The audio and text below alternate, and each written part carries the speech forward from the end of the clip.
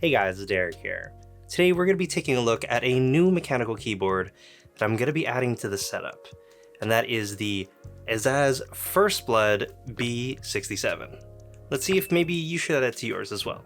Quick little disclaimer, EpoMaker did send this out so I can take a look at it, but I'm gonna give you all the facts straight. This is actually a $179 USD retail priced unit, and it is actually gonna be going up on Kickstarter. But let's kind of break down why you might want to pick up something like this. Let's start with the layout. It's a 65%, meaning it's not your full-size keyboard anymore. I typically use a full-size keyboard for work and for YouTube, but I wanted to try something out a little bit different. This actually provides that by cutting out the numpad, and you also get Bluetooth connectivity. Bluetooth 5.0, and it can connect up to 8 devices. You can also connect the keyboard with the included USB dongle. This is a 2.5 gigahertz receiver, and it's neatly stowed away in the keyboard itself. They also included a coiled USB-C cable in case you need to charge it or want to use it wired for whatever reason. I did find that if you do use the USB on there and it's charging your keyboard, the FN light does pop up in red and you can't really get rid of that, or at least mine couldn't. If you do want to check the battery level in any of the wireless modes, press down the FN key and backspace and the number row will light up. Each number represents 10%. Speaking of the battery, it's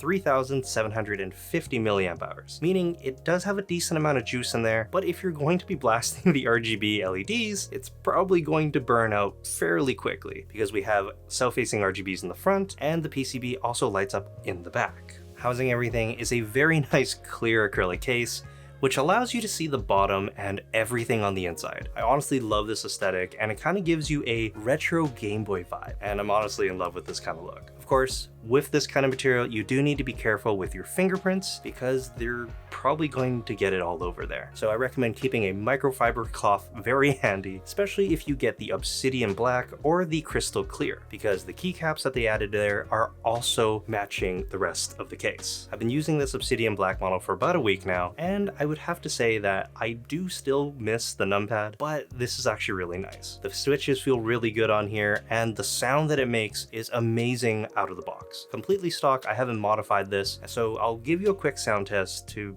hear for yourselves.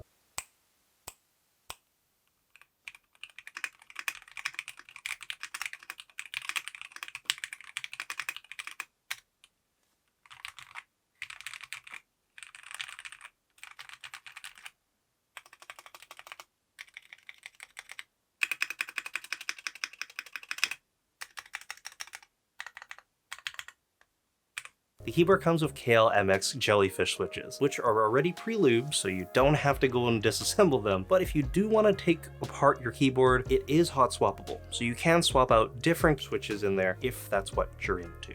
One thing that I did take note of when I was trying to swap out the keycaps is that I was easily pulling out the entire switch. This happened multiple times in different parts of the keyboard as well, so I'm not entirely sure if this is just something for my unit, which is a pre-release unit, or if this might be the regular norm for hot swappable keyboards. One very important thing to note is this keyboard is actually quite thick, and the very front lip of it is kind of high, making typing a little bit more difficult. I highly recommend grabbing a wrist rest when you're using this, otherwise you might develop some nasty carpal tunnel. Also on the back, the giant feet here that are rubberized are actually non-adjustable.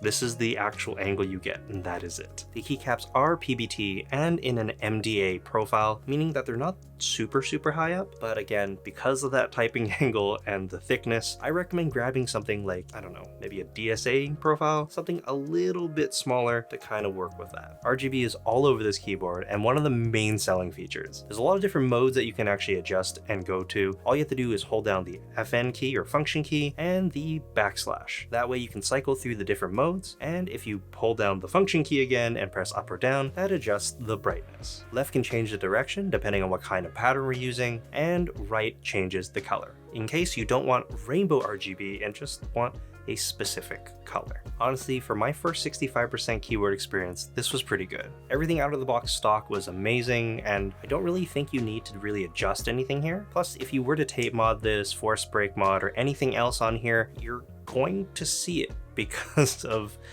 the clear case. So this may not be for everyone, especially if you do want to modify it heavily, but this comes in 4 distinct flavors. This is the obsidian black, there's a crystal clear, a pearl white, and a peach pink, meaning there's a keyboard for all the different setups out there. Hopefully in the future they add an atomic purple of some sort in this, which would look really cool and kind of remind me a little bit more of the Game Boy.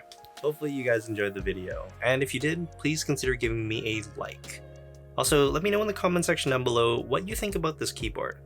What do you like about it? Maybe what things you want to improve? I'd love to hear your thoughts. And if you guys would like to check this out and maybe pick one up for yourselves, go down below in the description. I'll have a link to the Kickstarter. Again, thank you very much to EpoMaker for sending this out to me, and I will see you next time. Bye guys.